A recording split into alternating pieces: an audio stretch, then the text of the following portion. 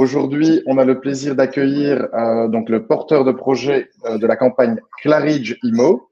Donc, je souhaite la bienvenue à Monsieur Lassad Ben Yaglan, dit Monsieur Ben, et à son fils Tayeb. Bonsoir. Avant de discuter du détail de la campagne et du projet en financement, j'aimerais revenir un peu sur le parcours de Monsieur Ben. Je veux dire, avant d'arriver au Claridge, on serait ravis d'en savoir plus. Je suis commerçant de père en fils, venu de Djerba, ville des commerçants en Tunisie.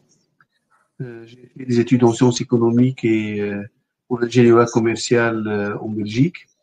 Et directement, j'ai commencé ma carrière d'entrepreneur en créant des sociétés commerciales d'import-export et autres, puis spécialisées en alimentaire, en importation, en gros, demi-gros, jusqu'à ce que je débarque dans le détail.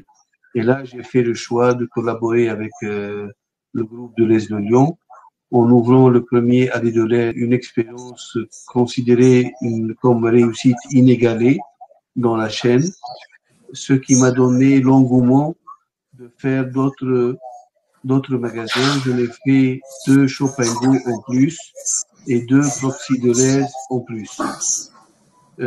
Après 10 années d'expérience avec Deleuze, j'ai voulu faire une nouvelle expérience avec le monde du retail, particulièrement aussi le monde du bricolage. Et en 2000, donc, j'ai démarré l'alimentaire en 94 avec Deleuze. 10 ans après, j'ai démarré avec Brico. La même chose avec un magasin atypique en centre-ville, boulevard Anspach. No parking. Normalement, no parking, no business. Ce fut no parking, mais un très bon business. Donc, on le voit, vous avez eu donc une longue carrière dans des commerces de détail. Donc, on a dit Deleuze et des magasins de bricolage. Oui. Qu'est-ce qui vous a donc en fait, qu'est-ce qui vous a amené à changer, donc à passer de ce type de commerce à ce qui nous amène aujourd'hui et donc qui est le Claridge et donc plutôt le domaine événementiel. Donc, j'en ai fait 5 magasins avec Deleuze depuis 1994 et avec Brico, j'en ai fait 7 magasins de 2004 à 2013. Justement, en 2013, c'était pour moi une année charnière parce que je me suis, j'ai réalisé que ce que je faisais en business n'était pas suffisant pour moi. Je voulais avoir une activité qui est beaucoup plus rayonnante sur le social et sur l'humain. Et c'est en cette année-là, 2013, que j'ai lancé 3 nouveaux projets, à savoir la radio Arabelle, l'acquisition de la société qui j'ai lancé un concept d'un business center associatif, espace point carré. Et donc, c'est pour moi un autre style d'activité beaucoup plus lié à l'humain et qui a un impact sociétal beaucoup plus important. Le monde événementiel, c'est le monde de la culture. J'ai jamais autant réalisé son importance sur la vie sociale de l'humain. Et ce fut un challenge au début parce que j'ai racheté une salle qui avait une grande histoire, presque un siècle. Et les dernières années, les dernières décennies, ce fut une discothèque. Alors, ce n'était pas ma vocation d'en faire une discothèque. Donc, il fallait travailler énormément pour changer l'orientation de la salle, ce qui était le challenge de mon fils, de passer d'une discothèque à une salle corporate spécialisée en société et en institution. Et c'est un travail qui a pris quand même presque 5 années, de 2014 à 2019. Vraiment, cette conversion a demandé beaucoup d'investissement, beaucoup d'énergie et une reconstitution totale du portefeuille de la clientèle. Vous avez dit, la salle a bientôt 88 ans. Oui. Et donc, on a connu cette salle comme, enfin, certains d'entre nous, en tout cas, comme une discothèque. Et donc, on va dire un haut lieu des nuits bruxelloises. Pour ceux qui connaissent, c'est juste à côté du Mirano. Et donc, c'était le même propriétaire jusqu'au moment où vous avez repris, hein, c'est ça? C'est ça. C'était Monsieur Ster qui exploitait les deux entités. Et donc, vous êtes parti de ce lieu de nuit vers un lieu événementiel. Oui. où on peut à la fois avoir une conférence, je pense, avec Politico, mais aussi une communion, un mariage ou toutes sortes de célébrations de famille. Exactement. Exactement. C'est encore plus accentué vers les sociétés, vers les fusions, les assemblées générales, vers les lancements de produits, vers les lancements de saisons, d'années, pour tout ce qui est tourisme et autres. Donc, c'est vraiment plus vers ça. Et on a eu pas mal d'institutions qui ont l'ordre des médecins, l'ordre des experts, l'ordre des réviseurs, l'ordre des avocats.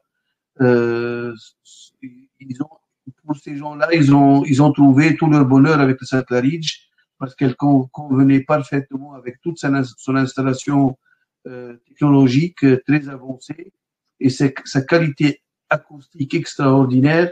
Ce fut la salle la mieux équipée. Et alors, on a compris que finalement, vous n'êtes pas seul aux commandes. Donc, on a ici votre fils Tayeb, qui est, je vais dire, en première ligne dans la gestion de la salle. Donc, bonsoir Tayeb. Bonsoir. Merci d'être avec nous. Est-ce que tu pourrais lever un peu le voile? Comment ça s'est passé les derniers mois avant le confinement?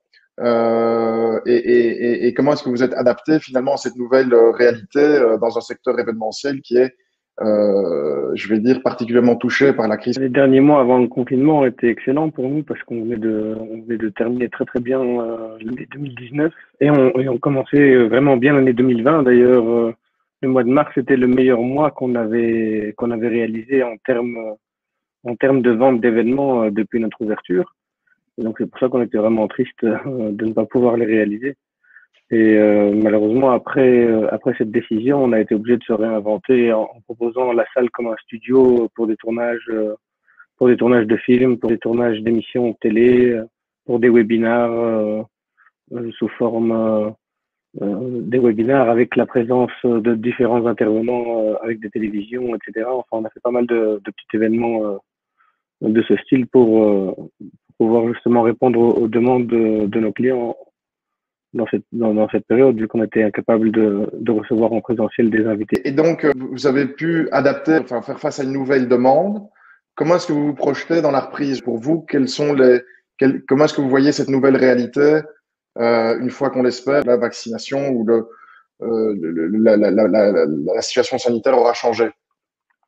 Je pense que ça va être une formule mixte pour la reprise. Je pense qu'on va continuer à combiner ce nouveau type d'événement qu'on propose aujourd'hui, et on va, en fonction des restrictions sanitaires, pouvoir accueillir de plus en plus de personnes dans les événements. Je pense que ça va prendre encore quelques mois, mais de manière progressive, on va pouvoir passer de 200 à 400. Il est clair, M. Tariq, que maintenant, on est presque un an et depuis le mois de mars, je peux vous assurer que les étincelles d'informations qui ont annoncé une réouverture nous ont fait déjà submerger par des clients qui veulent réaliser leur projet qui était bloqué avec le confinement. Aujourd'hui, le téléphone ne s'arrête pas pour les mariages. À votre question, je répondrai, moi, je vois que l'événementiel va revenir en très grande force. Hein. Il y aura énormément, je suis confiant de cela. Mais je dois avouer aussi que l'obligation de chercher des solutions de conversion de la salle, je trouve que c'est une bonne chose parce qu'elle sécurise la salle grâce à une synergie interne de nos activités, comme par exemple l'accord qu'a pris Arabelle avec Benz Event, où Arabelle va exploiter la salle pour 2 jours par semaine. Et d'ailleurs, c'est une sécurité aussi pour les investisseurs. J'en profite pour rebondir ici, c'est le volet immobilier du projet. Donc, face à cette situation, vous vous adaptez et donc vous décidez de faire donc une opération immobilière qui va valoriser des appartements dans l'immeuble. Et donc, parce qu'on a une question qui porte sur l'hypothèque, les mécanismes de garantie. Et je vais profiter de cette question pour passer la main à Joël et qui va pouvoir nous remettre dans le contexte donc ce volet immobilier qui fait qu'on se retrouve aujourd'hui dans cette campagne. À toi, Joël. Oui, merci Tariq et merci Monsieur Ben et Tayet. Donc en fait, pour B-Bonds, le projet a deux utilités, deux finalités. Il y a d'abord le refinancement, je dirais, garant d'un projet immobilier qui est la vente de 8 appartements chaussée Louvain, front en façade, et en même temps donner la possibilité à Monsieur Ben et son fils de pouvoir continuer à exploiter et développer un lieu aussi connu dans l'événementiel que Claridge. Donc c'est vraiment, il y a deux volets. Mais par rapport au financement à proprement parler, il porte surtout sur le refinancement d'une dette bancaire par des investisseurs qui arrivent dans le projet via B-Bonds, via les propositions que j'ai faites. Et ce refinancement de dette bancaire va permettre à Monsieur Ben d'avoir un espèce de crédit pont d'une durée maximum de 2 ans. Et pendant ces 2 ans, Monsieur Ben, en fait, s'engage à vendre au mieux de ses intérêts, qui vont correspondre aux intérêts des investisseurs, au mieux des intérêts, les 8 appartements qui sont répertoriés chaussée Louvain en façade. Alors, le gros avantage de ce projet par rapport aux autres projets qu'on a pu mettre pour le moment sur la plateforme, c'est qu'il dispose d'une garantie hypothécaire qui est constituée de 2 façons. Il y a une inscription hypothécaire de premier rang. Et ça, c'est quand même exceptionnel parce que comme il n'y a plus de banque, on joue un peu le rôle de banquier. Donc, on donne, Monsieur Ben a bien voulu accorder une inscription hypothécaire de premier rang équivalent à 10% du montant levé parce que ça engendre des frais et qu'il n'y a aucune raison, je veux dire, de prendre une inscription hypothécaire sur le total du montant. Les banques font ça aussi. Donc, si on a la chance de pouvoir lever 1,4 million, on aura une inscription hypothécaire sur 10% du montant, ça veut dire sur 140 000 euros. Ensuite, alors, Joël, on nous pose quand même la question de savoir, c'est Monsieur Servet, qui détient en fait. Alors, ça c'est ok, mais je vais simplement définir le mandat et puis après dire où on le loge. Donc, il y a d'abord une inscription hypothécaire de premier rang équivalent à 10% du montant levé, ok, suivi d'un mandat hypothécaire 12 jours de premier rang pour tout le reste de la somme. Ça veut dire si on lève 1,4 million pour 1 260 000 euros à la première demande, ok. Bon, alors. Comment loge-t-on cette hypothèque? Jusqu'à présent, B-Bonds était incapable de pouvoir prendre des garanties parce que contrairement aux autres plateformes qui travaillent via des SPV qui font eux-mêmes l'émission, nous on met toujours en contact l'émetteur avec l'investisseur. Et donc comme on a en moyenne entre 250 et 300 investisseurs par projet, mais c'est pas évident de donner une garantie ou un mandat à 300 personnes. Donc on devait centraliser cette garantie. Et depuis le début d'année, on a créé un partenariat avec une fiduciaire qui s'appelle RDK de Renaud de Quéper et qui, elle, en fait, est notre agent des sûretés. C'est vraiment ça, comme ça qu'on doit le prendre. Donc, RDK est une entité, une personne morale une fiduciaire qui va prendre elle-même la garantie, l'inscription hypothécaire de premier rang et le mandat s'il faut. Tout ce qu'on espère, évidemment, tous ici autour de la table, et même les auditeurs, c'est qu'il se passe rien, ok. Mais imaginons qu'il y ait un souci. En fait, à ce moment-là, Renaud de Quéper active l'inscription hypothécaire, ouvre un compte chez un notaire et commence à opérer toute la procédure pour faire valider et faire agir le notaire pour l'inscription hypothécaire. Donc, c'est vraiment la fiduciaire RDK est notre agent des sûretés. Et c'est très pratique parce que maintenant, dans tous les projets qu'on va mettre sur la plateforme, on va essayer pour garantir et donner plus encore de sécurité aux investisseurs, on va à chaque fois essayer de trouver des garanties. Mais ici, c'est un cas unique parce que normalement, dans chaque projet immobilier, il y a une banque. Et la banque a une garantie de premier rang. Donc, nous, on est toujours en crédit bancaire, ce qui fait que dans le meilleur des cas, on pourra avoir une inscription ou un mandat de second rang. Mais quelque part, on va aussi les prendre. Ou des garanties à première demande, comme on a fait dans des dossiers écologie, par exemple. Et donc, ici, dans le cas de Monsieur Ben, c'est vraiment, exceptionnel qu'on puisse, par le fait qu'on remplace une banque, avoir la même garantie qui est donnée à la banque, c'est-à-dire une inscription hypothécaire de 10%, suivie d'un mandat hypothécaire de premier rang levé à la première demande. Voilà, j'espère que c'est clair. N'hésitez pas à poser plus de questions s'il y a un problème. Mais donc, pour une fois, B-Bonds a réussi à sécuriser un dossier par rapport à... Autre aspect peut-être du dossier à soulever, c'est que la société donc qui est propriétaire de l'immeuble. Hein, donc Voilà. il y a la partie événementielle, il y a les appartements, mais donc on ne finance pas l'acquisition d'un immeuble. La société est déjà propriétaire.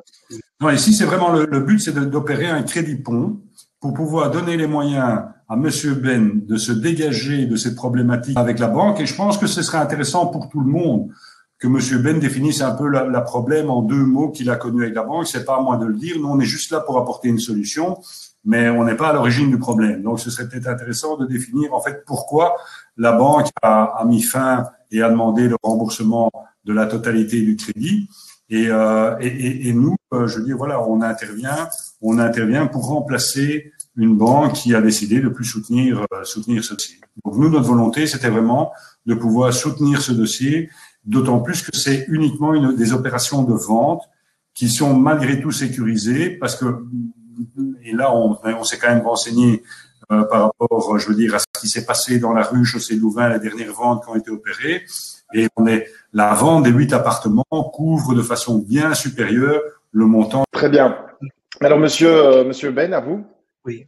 Donc, juste pour aller dans la continuité de ce que a développé M. Joël, par rapport aux différends avec la banque, je rappelle et je précise que ma relation avec la banque concernée, à savoir KPC, est une relation de 27 ans de collaboration, sans le moindre problème, sans le moindre retard, sans le moindre... Il n'y a jamais eu de souci avec KBC. Jusqu'à fin 2019, où le Claridge avait des difficultés de trésorerie, mais avait suffisamment de business qui se déroule. Ce business apportait les paiements avec le corporate étaient à échéance de 60 à 90 jours. C'est pour cela qu'on était serré. Au mois de février, j'ai annoncé à la banque que je rembourse dans quelques semaines les 3 mois de retard que j'avais. Et j'ai annoncé ça le 4 février. Le 19 février, j'ai tout remboursé. Malheureusement, la banque, entre les 2 dates, le 11, ils m'ont envoyé un courrier de dénonciation. Lorsqu'on a demandé des explications pourquoi il y a eu dénonciation, il n'y a pas eu de mise en demeure, il n'y a pas eu de préavis ni quoi que ce soit. Ils se sont réfugiés sur un point dans les conditions générales qui donnaient droit aux banques pouvoir résilier un contrat sans devoir s'en expliquer ou s'en justifier.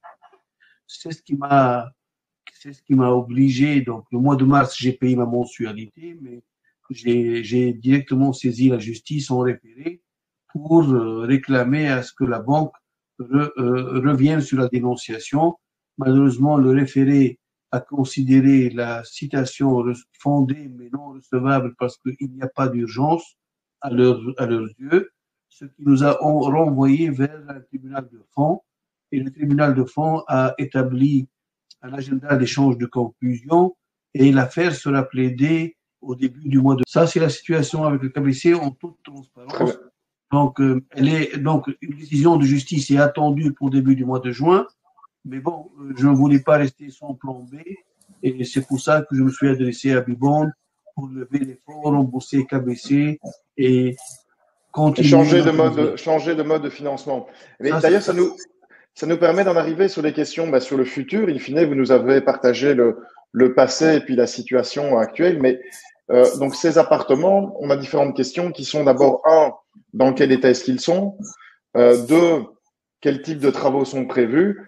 Et comment est-ce que vous voyez comment est-ce que le marché va accueillir ces appartements qui sont au-dessus d'une salle événementielle? Donc, ça, c'est des questions qu'on reçoit actuellement. Bon, beaucoup d'éléments sont très intéressants à développer dans ce webinaire et que je n'ai pas eu le temps de développer à d'autres occasions. Premièrement, vous devez savoir que la chaussée de Louvain, de la place Madou jusqu'à la place Saint-Josse dans le bas, c'est l'unique futur axe AAA commercial. J'entends par axe AAA, pour tous ceux qui sont dans le commerce, c'est l'équivalent de la chaussée d'Ixelles, de l'avenue Louise, rue des Tongres. C'est ce qu'on appelle les axes AAA.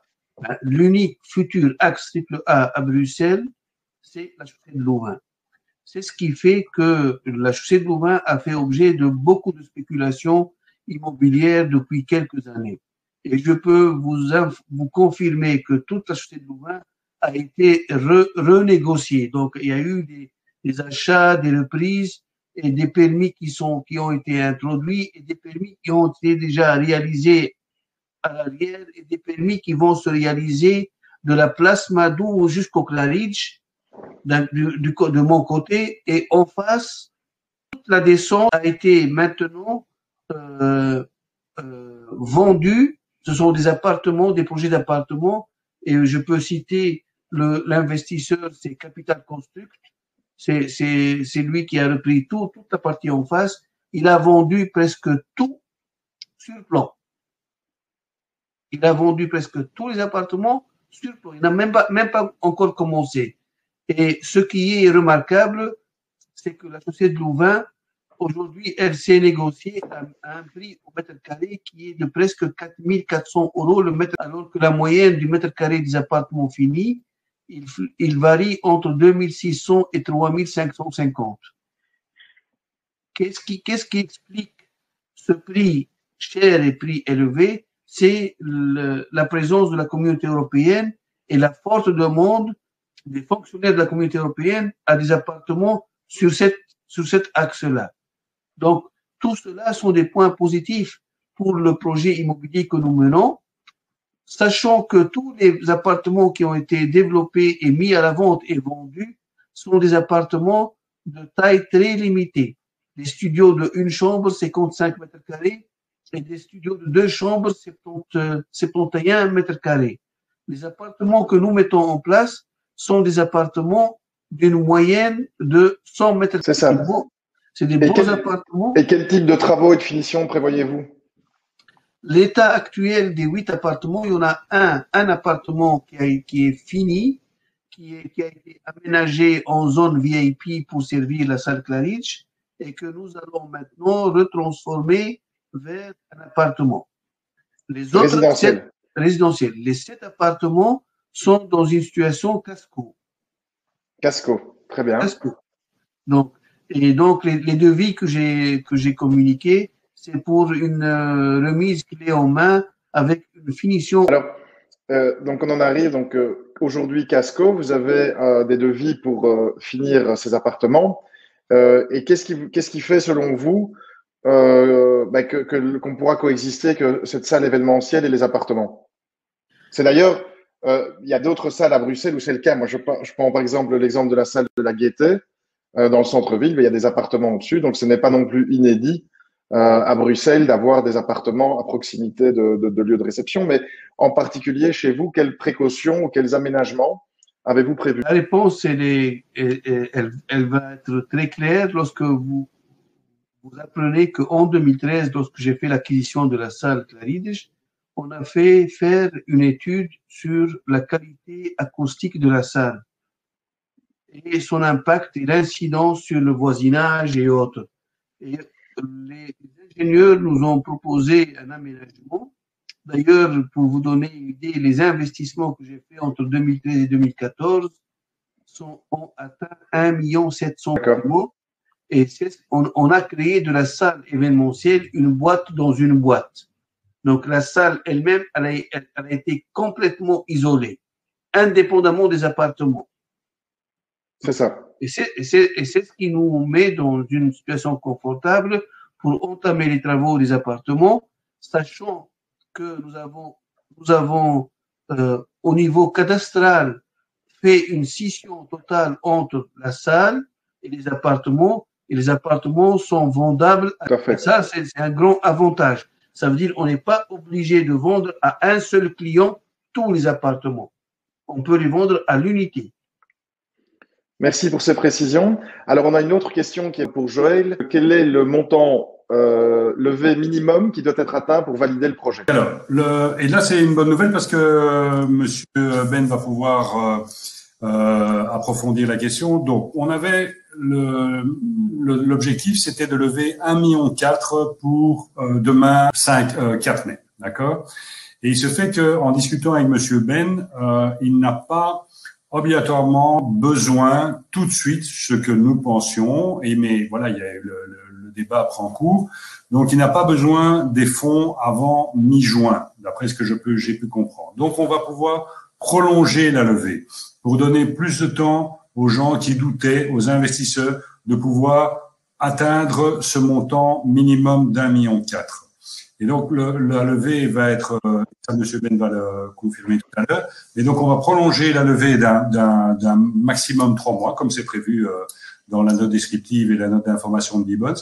Et donc, on va prolonger la levée de 3 mois pour donner la chance à M. Ben de récolter ce million. Alors, il est clair que l'objectif, c'est d'obtenir 1,4 million. On est déjà ce soir, je pense, à 788 000. Donc, on a pu récolter, et je remercie tous les investisseurs qui l'ont fait, qui se sont sentis impliqués dans ce dossier, qui est pour moi, là, je dis, le meilleur dossier qu'on a mis jusqu'à présent sur B-Bonds en termes de garantie. Je critique en aucune manière les autres, mais c'est le dossier le plus garanti et qui donne malgré tout du 8%. Donc, il est clair qu'il y a la possibilité d'obtenir le 1,4 million. Maintenant, si le 1,4 million n'est pas atteint, ça c'est une décision que devra prendre M. Ben à ce moment, mais d'après ce que j'ai pu comprendre, on s'attend quand même à avoir des souscriptions importantes qui vont arriver, d'autant plus si on lui laisse le délai nécessaire pour pouvoir les obtenir. Mais là, si le 1,4 million n'est pas atteint, prenons ce cas de figure, on rembourse à ce moment-là les investisseurs en tenant compte malgré de l'intérêt couru sur la période. Mais j'espère sincèrement qu'on n'arrivera pas à ça. Donc, je vous laisse peut-être confirmer le fait que vous avez validé le rallongement de la période de souscription d'une durée de 3 mois maximum. Nous partageons une telle conviction sur ce projet. C'est qui a fait que, avec plaisir, que j'ai validé la prolongation de la souscription parce que nous sommes persuadés que nous allons y arriver à atteindre et le minimum et le maximum. Voilà. Donc, en toute confiance, la prolongation de 3 mois, à mon sens, on n'a pas besoin de tout ce temps-là. Alors, voilà, ça donnera donc l'occasion aux investisseurs qui étaient ou dubitatifs ou attentifs ou en plein questionnement, mais de pouvoir souscrire à cette émission obligataire. Joël, je constate que donc il est déjà 20h30, donc le temps du webinaire est déjà écoulé. Est-ce qu'il nous reste quelques minutes pour aborder d'autres points comme, je vais dire, Monsieur Ben est quelqu'un, je vais dire, d'à la fois très connu à Bruxelles parce qu'il a eu un long passé de commerçant, mais qui est à la fois très discret. Est-ce qu'on profiterait des dernières minutes qui nous restent pour donner un peu l'occasion à Monsieur Ben de dire des choses qu'il a peut-être pas dit auparavant? Oui, en fait, donc le problème qu'on a, et M. Ben est tout à fait au courant, ce qu'on a ressenti comme questionnement de la part des investisseurs, et à juste titre, je m'en rends bien compte que ça devait, mais nous, on avait quand même fait nos recherches, on en a discuté avec M. Ben, on ne faut pas oublier non plus qu'il y a quand même PwC qui rentre dans la logique de la mise sur le marché, il y a des études qui sont faites, on valide les comptes, on analyse tous les chiffres. Et il est vrai qu'il y avait un élément qui nous avait pas laissé indifférent et sur lequel on n'a pas prêté attention. Ce sont des ragots journalistiques, mais il est clair qu'il y a eu un article en 2015 qui peut avoir des conséquences qui soient dérangeantes pour certains investisseurs et qui traitait une journaliste a même pris le parti de dire voilà que Monsieur Ben était financé par les frères musulmans. On se posait des questions, mais nous, on s'est rendu compte que cette journaliste, à maintes reprises, a été condamnée par le Conseil de discipline journalistique pour avoir tenu des propos plus ou moins incendiaires et qui ont vraiment nui aussi bien à M. Ben qu'à Rabel. Et donc, en ce qui nous concerne, ces propos sont à laisser là où ils doivent être et ne doivent pas nécessiter plus d'attention. Mais c'est avec plaisir et je laisse Monsieur Ben s'expliquer à... Si, et en toute clarté, sans aucune gêne, je répondais à cette question et beaucoup plus même. Oui, en effet, j'ai fait objet d'un article de quelques pages au Vif Express en mars 2015. Article que je considère positif, à mon avis, parce qu'il n'y a rien de méchant ou de incriminant sur ma personne. Ils ont parlé d'un homme d'affaires qui a réussi dans pas mal de projets et qui aujourd'hui investit dans des projets philanthropes et qui ont un lien avec le communautarisme, l'islamisme et tout ça. Mais c'était une période, rappelez-vous bien, 2015-2016, une période assez sensible. Alors il fallait réagir ou il fallait rester serein. Moi j'ai fait le choix de rester serein. J'ai fait confiance à la justice. J'ai fait confiance au gouvernement, à l'État. Et j'ai laissé faire. Je considère qu'il y a un État. D'ailleurs, monsieur Ben, si on voit les faits, donc les faits, c'est que vous êtes donc musulman. Ça, je pense qu'il n'y a personne qui le cache. Mais vous êtes un commerçant qui avait développé de nombreuses activités et donc vous avez une comptabilité tenue, je crois, pendant plus de 10 ans par Deloitte. Oui. Donc, je vais dire l'origine de votre fortune ou en tout cas de vos moyens peut-être suivis dans les diverses activités que vous avez eues, donc qui sont d'ailleurs des activités avec pignon sur rue, puisqu'on a parlé de AD Deleuze et de Brico. Donc ça, je pense que ce sont des faits.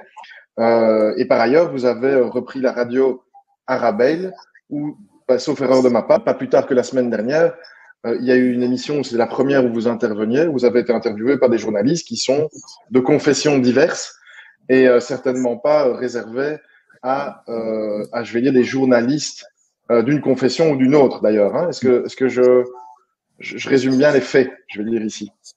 Très bien, et j'ajouterai de toute façon, moi je laisserai les échos de la rue parler de ce qu'ils entendent sur Arabelle. C'est une voie d'ouverture, c'est la voie de la diversité et de l'ouverture.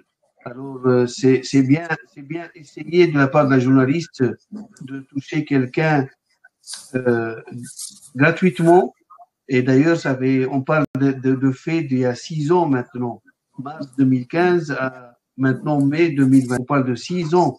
6 ans, je peux vous assurer que j'ai eu suffisamment de contrôles d'impôts, de TVA.